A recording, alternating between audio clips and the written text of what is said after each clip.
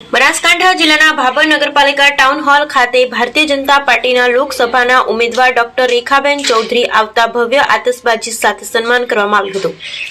બનાસકાંઠા જિલ્લામાં ભાભર ખાતે પાલિકા ટાઉન હોલમાં કોંગ્રેસના ઠાકોર સમાજના તેમજ અન્ય સમાજના યુવાનોએ રેખાબેન ચૌધરી અને કનુભાઈ વ્યાસ અને નૌકાબેન પ્રજાપતિના હસ્તે કેસરીઓ ધારણ કર્યો હતો। બનાસકાંઠા જિલ્લાના ભાભર ખાતે ભાજપના ઉમેદવારના સમર્થનમાં મળેલ મિટિંગમાં નૌકાબેન પ્રજાપતિએ ડોક્ટર રેખાબેન ચૌધરીને જીતાડવા અને વડાપ્રધાન નરેન્દ્રભાઈ મોદી સાહેબના હાથ મજબૂત કરવા માટે આહવાન કર્યું હતું અને બનાસની બેન મામેરું ભરવા જેવા શબ્દોના કટાક્ષ કર્યો હતો, જેમાં સુથાર નીચડી પૂર્વ સરપંચ દિનેશભાઈ સુથાર અને ભાભર શહેર પ્રમુખ અમૃતભાઈ માળીએ પણ કોંગ્રેસ ફરી એકવાર સરહદી વિસ્તારના લોકોની સાથે છેતરપિંડી કરવા આવી હોવાનું જણાવ્યું હતું।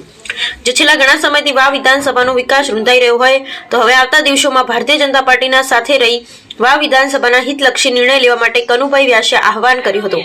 જેમાં ભાભર ખાડિયા વિસ્તારમાં તેમજ સુઈગામ ખાતે પણ ડોક્ટર રેખાબેન ચૌધરીને જોરદાર સમર્થન મળ્યું હતું। બ્યુરો રિપોર્ટ રામજીભાઈ રાય, ગોર crime patrolling news bureau chief, Banaskantha.